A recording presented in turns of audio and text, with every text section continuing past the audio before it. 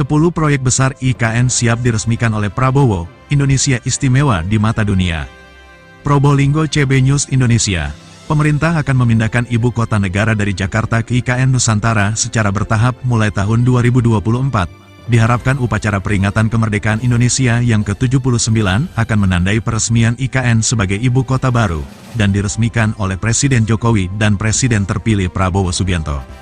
Beberapa proyek pembangunan IKN telah dipercepat untuk mewujudkan hal ini, sementara proyek lainnya masih dalam tahap realisasi.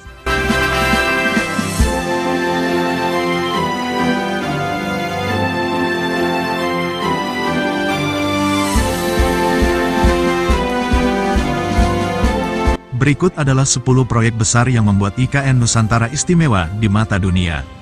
1. Istana Garuda sebagai tempat tinggal Presiden Indonesia. Istana Garuda menjadi proyek unggulan di IKN Nusantara.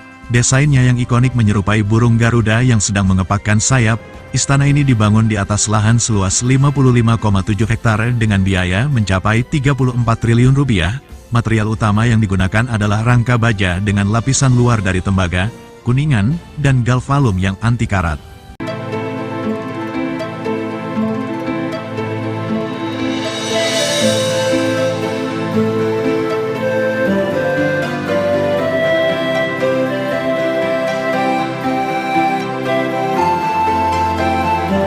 2. Masjid IKN Nusantara. Masjid negara di IKN Nusantara dirancang dengan kapasitas 61.317 jamaah, dan memiliki kubah unik yang menyerupai sorban, dibangun di atas lahan seluas 3,2 hektar dengan biaya 1 triliun rupiah. Masjid ini dirancang oleh Nyoman Arta dan akan menjadi ikon baru yang tidak kalah megah dari Masjid Istiqlal di Jakarta. 3. Rumah Dinas Menteri. Rumah dinas untuk pejabat setingkat menteri akan dibangun dalam satu kompleks, dengan luas bangunan 580 meter persegi dan lahan sekitar 1000 meter persegi. Proyek ini ditargetkan selesai pada Juli tahun 2024 dengan biaya mencapai 519,06 miliar rupiah untuk 36 unit rumah.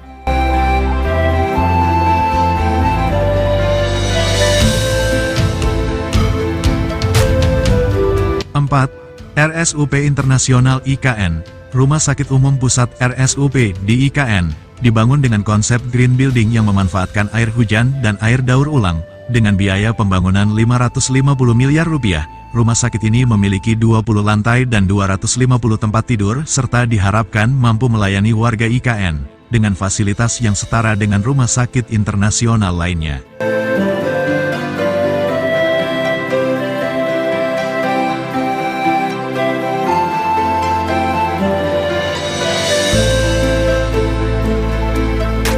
5. Jalan Tol IKN.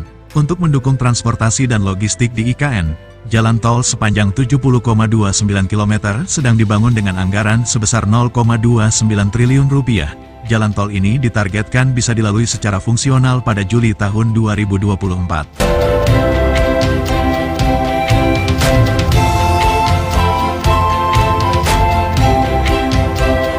6.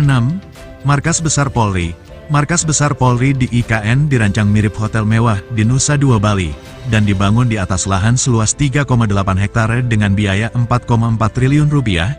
Diharapkan fasilitas ini akan meningkatkan kinerja Polri dan memberikan pelayanan yang lebih baik. 7. Hotel Nusantara. Hotel Nusantara dibangun dengan luas 20.164 meter persegi dan tinggi 43,10 meter. Hotel ini terdiri dari 9 lantai dengan 191 unit kamar. Proyek ini didanai oleh konsorsium pengusaha kaya Indonesia dengan biaya pembangunan lebih dari 1 miliar rupiah.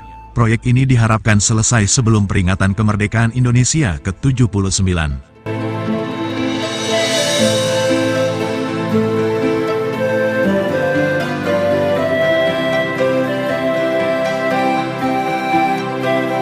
8. Bandara VVIP IKN.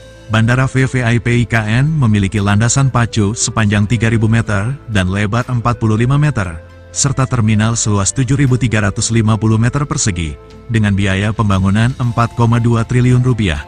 Bandara ini ditargetkan beroperasi penuh pada Desember tahun 2024 dan diharapkan dapat melayani baik pejabat maupun masyarakat umum.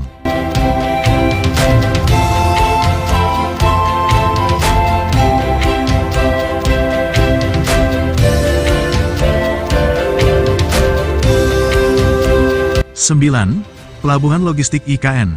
Pelabuhan ini dibangun di Desa Pantai Lango, Kabupaten Penajam Pasir Utara, dengan biaya 9,7 miliar rupiah. Pelabuhan ini bertujuan untuk mempercepat proses kedatangan dan pergerakan barang yang dibutuhkan untuk pembangunan kota Nusantara. 10. Kantor Pemadam Kebakaran IKN.